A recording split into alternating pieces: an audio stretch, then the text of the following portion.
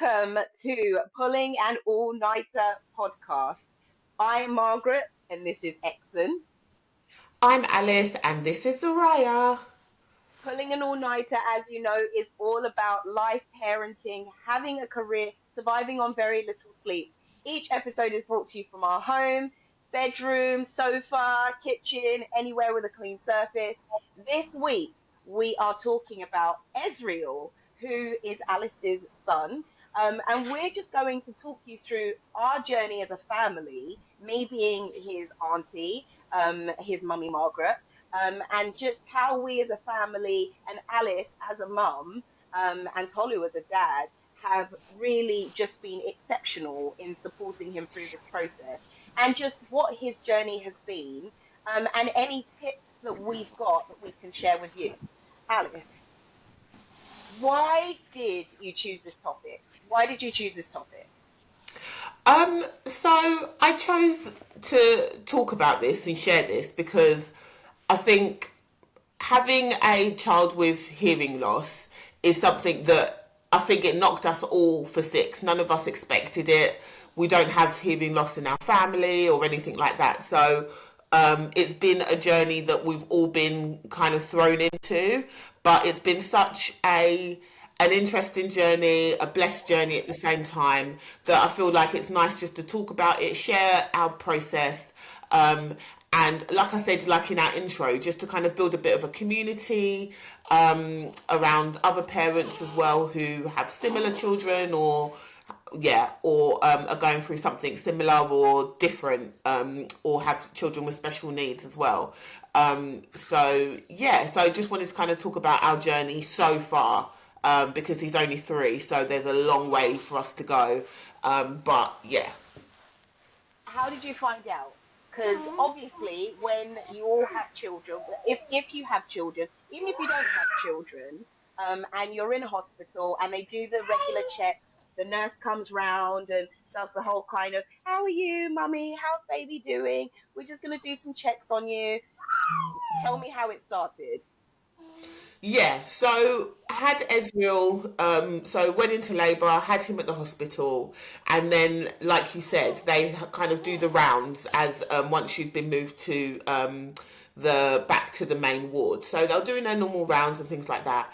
And as part of it, they check baby from head to toe, and they also do the newborn hearing screenings as well. So it was just a standard day. So this is mid-COVID as well. So I was on my own with Ez at the time. So Tolly wasn't there. My husband wasn't there with me. It was just me and the baby.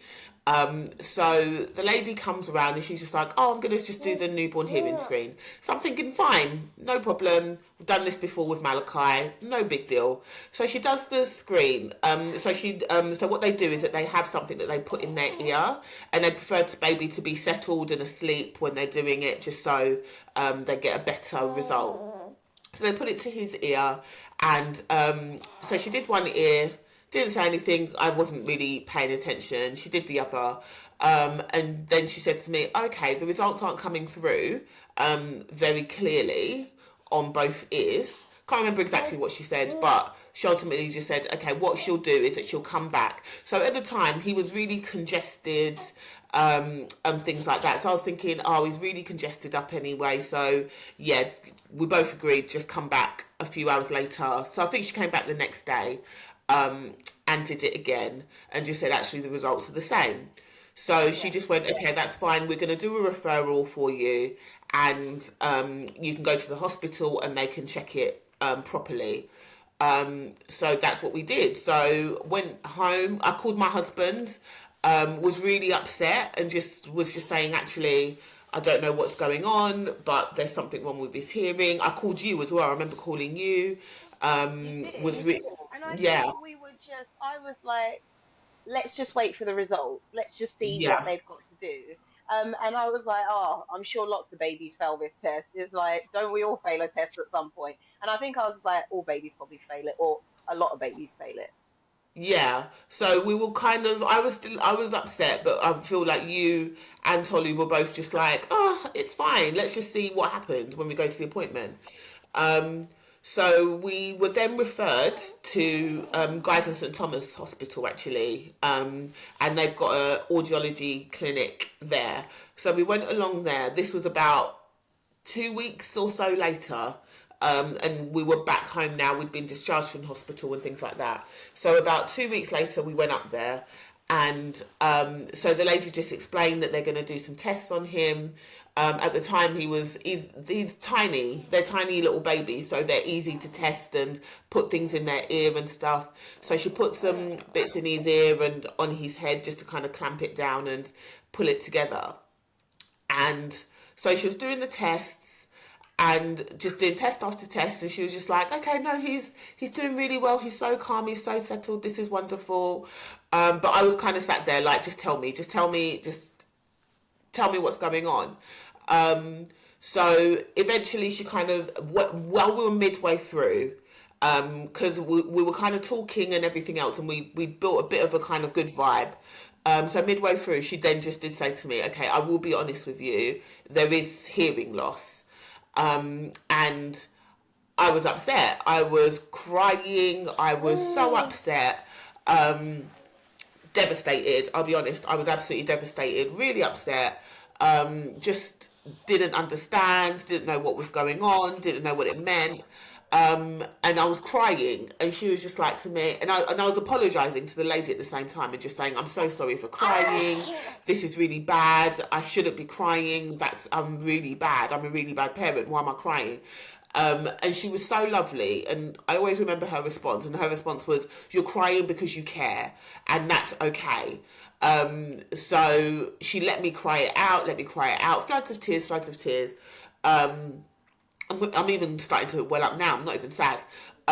So yeah, It's so crying over. emotional. It's an emotional process. It is.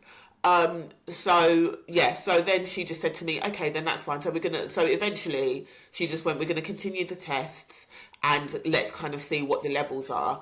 So what they do is that they take you into like a soundproof room, and they put, so I can't hear what's happening. And they just put the sounds in his ears and they just see. And obviously he's a baby, so they're working on the nerve systems in his ear and connected to his brain and everything else to see what the nerve systems respond to. And that will kind of tell them what the levels are. So we did all the testing and it takes about 2 hours. So you're there for a really long time. It's really intense. And so obviously baby wakes up during it, so you're trying to settle them back again and keep them still and stuff like that, or give them a boob or some like milk to kind of get them settled back down again. And then yeah, so then they gave us the diagnosis at the end and just said it. So at the time they said it was mild. Um, and so they were really reassuring and was just like, look, he doesn't need hearing. We don't think he needs hearing aids. So we'll continue to kind of monitor him and things like that. Bearing in mind, this is COVID as well, still. So we're still kind of in the tail end of COVID. And it's just a lot to take in.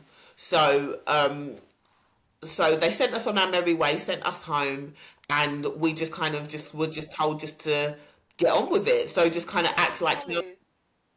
What was Tolu's reaction? Because I Tolu. do think we always need to just bring dads into it and family members, and we'll talk about family members today. So, how did Tolu feel? What was his reaction? Tolu was very calm. He was very calm. He was very measured.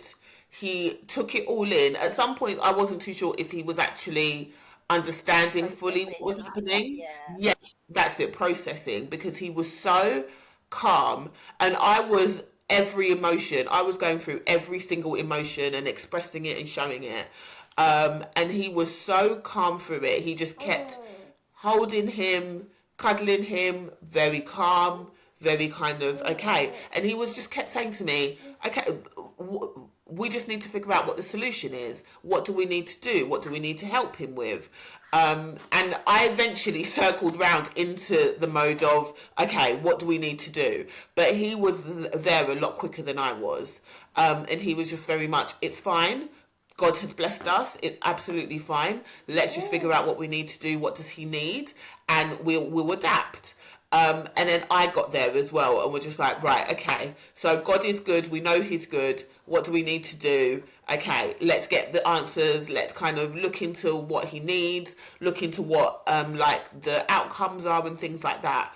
And so what they do is that whenever you go for an audiology test, they give you um, so what they do is that they do a plot on a graph to look at what the frequencies are. So that's looking at how many decibels that you can pick up in your when you're hearing, and it's like a banana graph as well. So on it, there's like a little banana. There's like a banana. Well, it's a banana shape anyway on the graph, and that shows you the levels of sounds that you can pick up as well. So in terms of like, so when we're speaking, you can pick up like if you can pick up ch, s, and l, those types of phonic sounds, for example, it tells you what level, what sounds you can pick up at different points of it.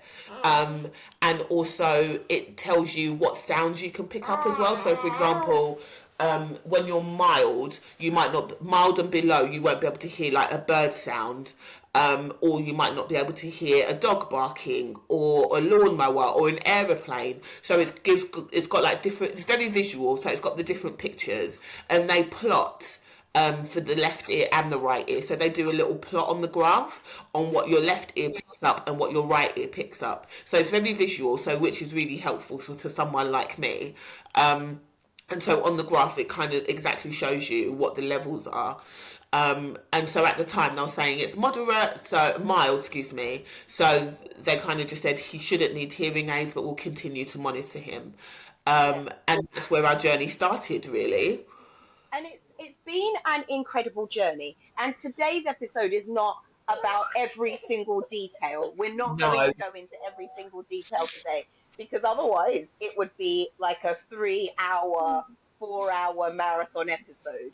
So I think today is just about just the initial journey that you went on, how you found out about it. And it's 4 years later, right? We're at 4 years later, and yeah, it's been a roller coaster. But one thing I will say about Ezreal as a personality is that he is resilient, he's yeah, strong, and you would never ever think that he had hearing loss or that he was slightly different from other children because he is as robust, as vocal, as everything as every other one of our children with such a strong personality and in yes, himself. And I think if I just go back in terms of his journey, we were worried about him in terms of how is he going to cope?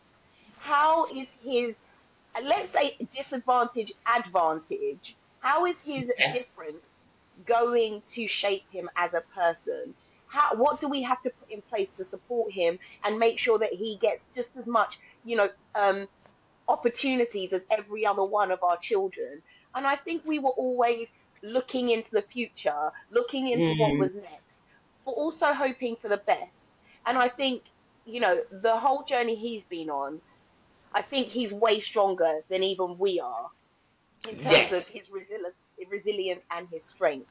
And I think what I would say to mums, dads, families, aunties, uncles, carers out there is that if you have a child that is slightly different, I think their personality and their resilience and strength is actually probably the core thing.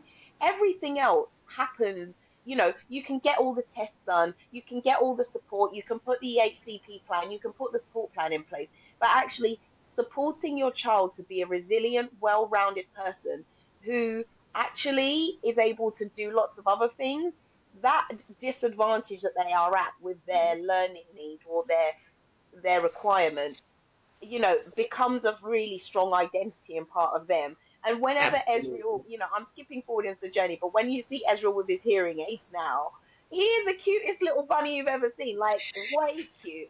And he's so distinguished, isn't he, in terms of himself and his yeah, personality. Um, yeah, so let's fast forward to um, when you found out that he does need hearing aids. So let's go to mm, that bit. Do you remember when you were kind of told that he needs them? yes. So so he was coming up to 1.5 or so, and I noticed that his speech wasn't coming along. He was doing a lot of babbling. And even at one point, we thought he was going to. Malachi was a late speaker, so we were thinking, oh, he's going to actually speak quicker than Malachi because he was doing a lot of babbling and things that you would do at that milestone, I guess, for a child. But then when he got past one, I started thinking the speech isn't coming. And nothing is happening. So I then got back in contact with the audiologist team, and made a self-referral to speech and language as well. And so bearing in mind that waiting lists are through the roof now. We're on the next year of COVID, but waiting lists are through the roof now. Everything in the NHS has completely slowed down, almost grounded down to a halt. So I made a self-referral to speech and language, and then also contact the audiology team and just said, actually, his speech isn't coming along, and we've not seen you in a little while, so can someone make an appointment? So they made us an appointment in, I think it was around maybe June or July, 2022. And I went along, took him along, and they did the tests and stuff. And then they just went, okay, what we'll do is that we'll bring you back for another appointment, and then at that appointment we'll decide whether he needs hearing aids. So I just went, okay. So they didn't give me much at that appointment, and they just kind of left it as, okay, his hearing's changed, but we'll let you know more at the next appointment. So then we got some stuff through in the post, and By the it just way, so we spoke after that appointment, and I think for any parent carer who receives news regarding this stuff, have someone wwho you can call and talk to after the 100%. appointment. Yeah, Offload, offload, yeah, because I feel like we had conversations with Tolu, and you just want to offload. And I think there was that element of surprise when you go to these appointments. I find that you come back with new information every time, which is like, huh? And I'm yes, always like, okay, curveball, didn't know where that came from. And I think keeping an open mind always as a parent when you go to these appointments is key, absolutely. because you will always get caught off guard. But I also think it's really important to know that things change, things develop. The mind, the body is a complex thing. And I think the other thing is going with questions. I remember me being like, Yeah, okay, let's put a list of questions down that you want to ask them. And I had my list of questions, which yeah, I gave you. And I was like, don't leave the appointment until you've asked all these questions and the follow up questions. And I do think what has been fantastic about the NHS and the service that you've received is that they've allowed you to ask questions. They've allowed you to mm, process this. They have allowed you and given you time to be in your feelings at times and show your feelings. So my thing would be ask questions, write down your questions, and there's no question that's too silly. So they sent you a pack of information, absolutely. sorry, in the post. Yeah, and you're right. There is no stupid question either, because it's that thing of they've heard everything. They've heard it all. They've seen every single emotion. So yeah, go with all your questions. And also, what I'd say as well, just to add, is that as a parent, sometimes deep down you know whether your child is needs something or not. And I think as a parent, I felt deep down I knew that he needed hearing aids, because otherwise I wouldn't have been in contact and said what's happening and what's going on. So I think sometimes we can act like we're in denial. We can be in denial as parents, and think, oh no, it's going to be fine. But in the pit of your stomach, I think you do know, because that's sometimes that little bit of fear. You do know. And I think, if I'm honest with myself, I think I did know that he needed hearing aids. And I think that's when I had that moment of, I don't want to leave until I had answers. And you were so helpful in terms of like all the questions and stuff, because it did feel like it was heading that way, but no one was ready to actually confirm it at that point. Um, And I think when so, you talk about as a parent, you deep down, you know. As a parent, you have that gut feeling, you know. And I think one thing which I think has been so important about your journey is that you've not denied him what he's required in terms of, yeah, okay, he's going to need this. You haven't said, how about we not have hearing aids? Like, you've not done that. You've said, okay, whatever support he needs is the support he should get, and not shying away from that. I think it's such an important element of the process.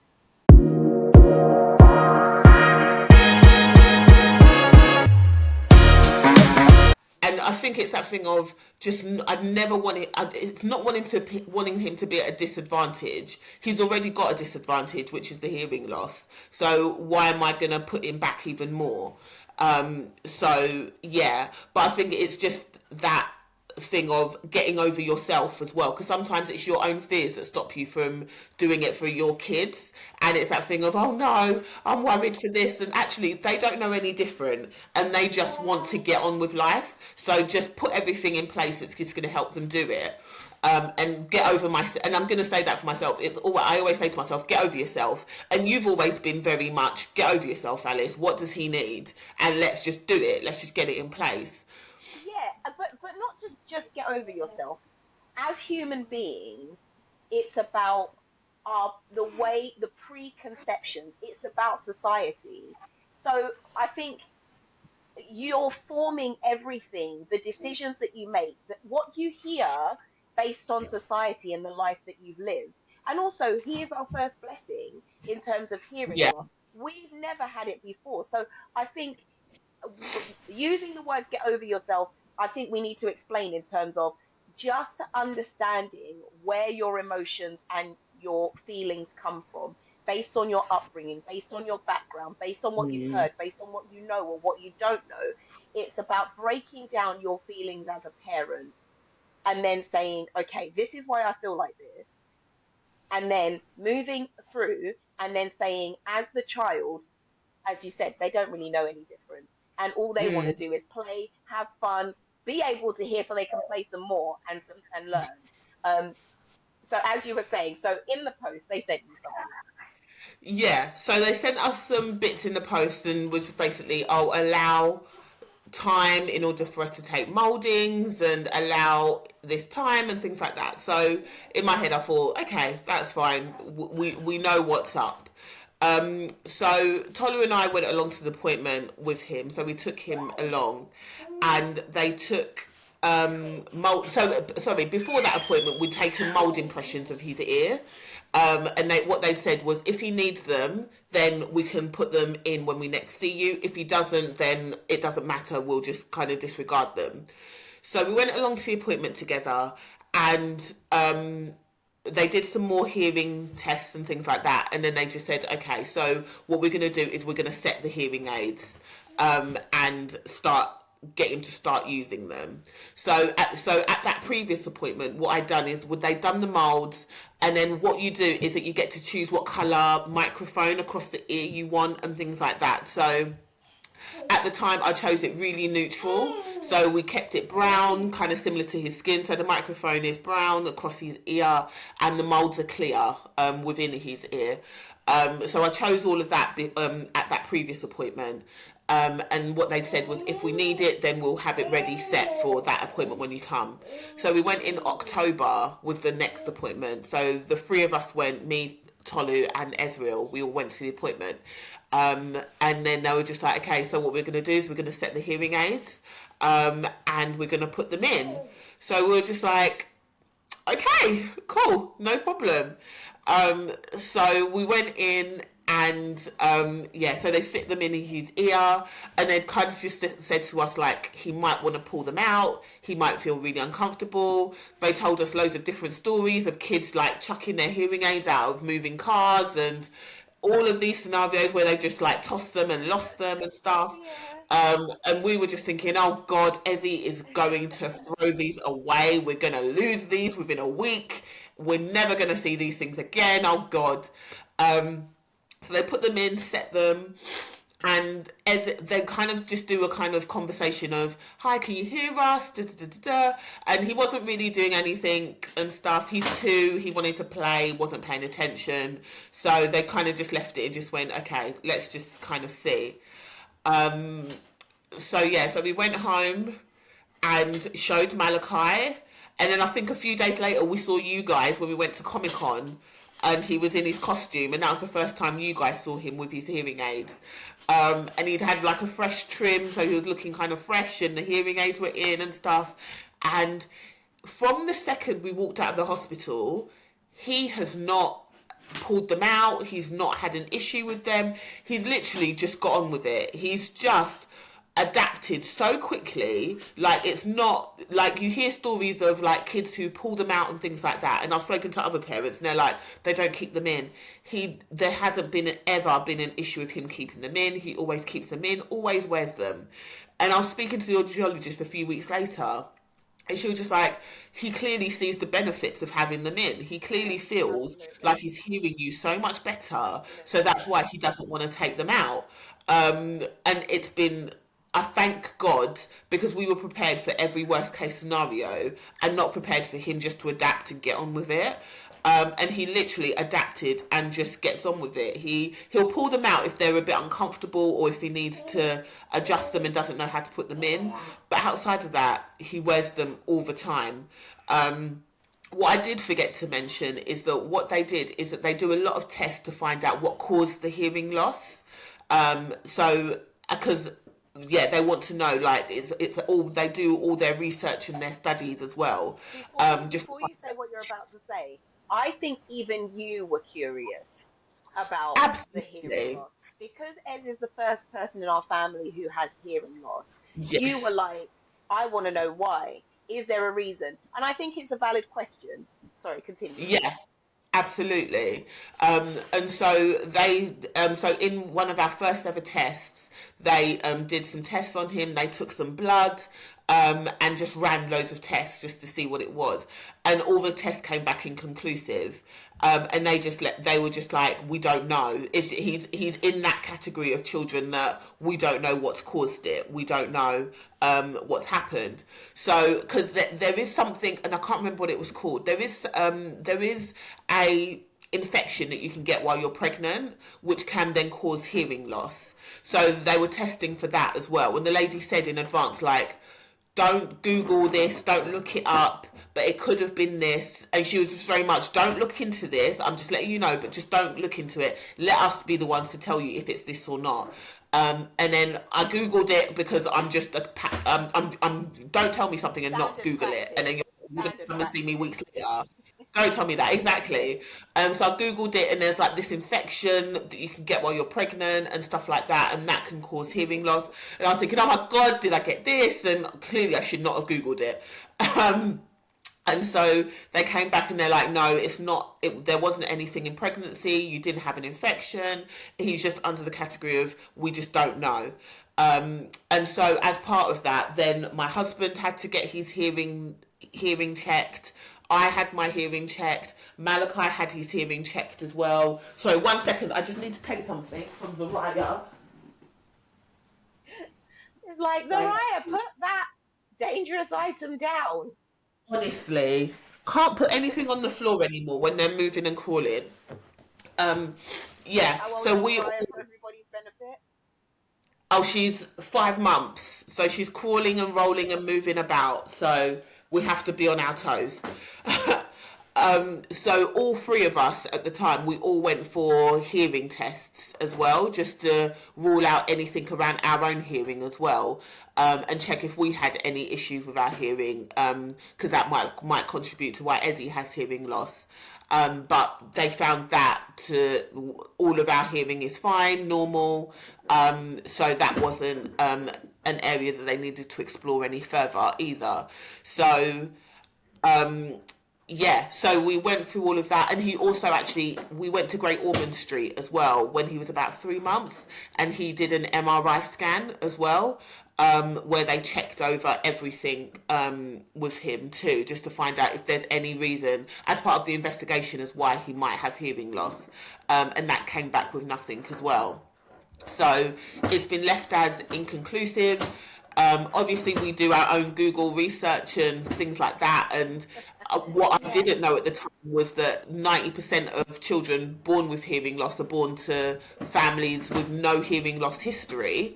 So it's one of those things that it's a random thing that happens, It and is. yeah, majority of children born But with hearing loss are born into hearing families. So the yeah, conversations we've had about what could have caused it, I think it's also important to discuss, even if it was an infection, even if it was whatever that caused it, it's done now. yeah, I think you were very much, I think, what caused it, I need to know, and rightly so. You want to know. But I think for any parent out there who finds out why, it's done. I think it's about yeah, the journey moving forward. It's about absolutely, how do we give this child person the most full potential and help them achieve their full potential. Um, I think it's definitely worth us rounding up this episode at the moment. Although we've yeah. got some other bits that we're going to share. You know, Ezreal is now in. He went to nursery. He's about to go into pre-reception.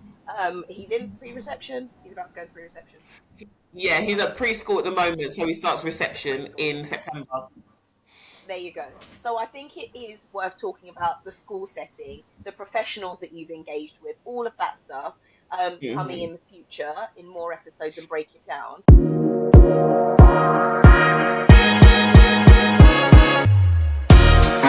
Any final thoughts before we wrap up this episode that you want to just share with those who are listening and watching?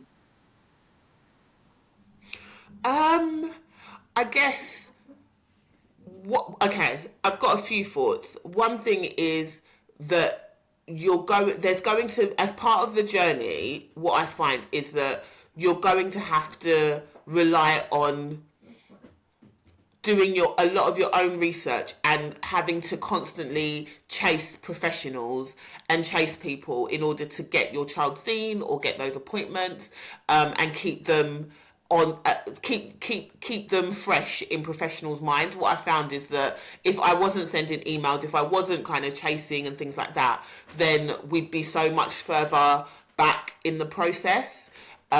So I'd say don't feel like you're a nuisance when you're trying to chase people and when you're trying to follow up on your child's appointment. Never feel like a nuisance, because actually you've got your child's best interests at heart. So if you need to send that email, if you need to make that call again, just do it.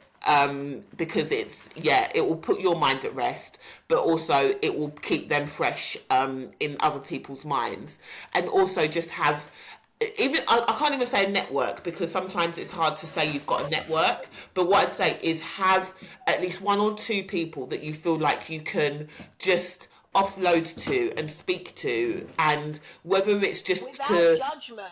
Without judgment. exactly. Yeah, without judgment, and whether you're looking for advice or whether you're just looking just to offload, excuse me, just have someone that you feel like you can trust and that you can vent to, and then just be open to ideas or suggestions, or feedback as well, because I think along this journey I've been blessed enough to have you and Tolu. My response from the two of you has been so different.